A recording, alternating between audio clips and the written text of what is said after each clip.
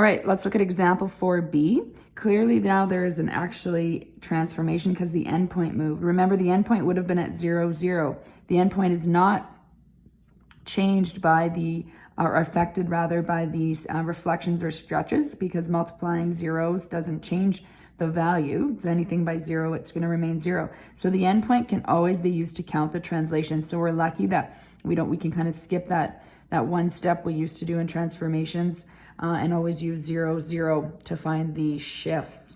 There's no reflections. We analyze that just based on the shape. Okay, so we're going to just sort of talk here about the translations. So we have no reflection. I want to make a note of that. No reflections. And this went right 4 up 2. All right. Again, I'm going to view this as a vertical stretch first. So I want to see how that changed. Now what I do then is I visualize a new X and Y axis. Now if there's a reflection, I still sort of include the reflection and draw it that way.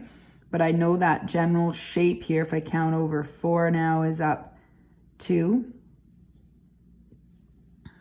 And so I have these points lined up. So I'm going to use this.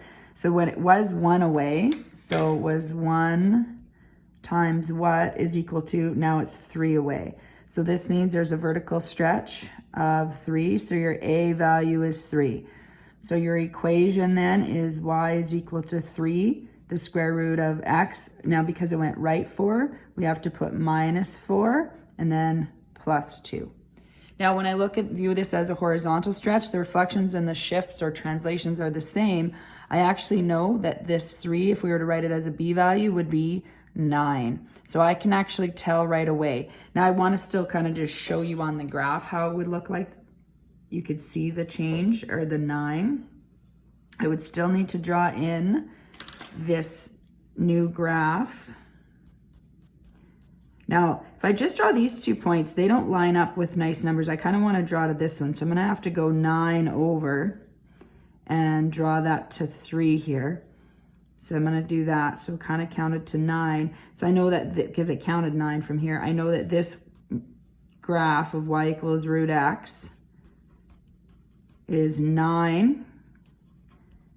And now it's 1 away. So 9 times what equals 1?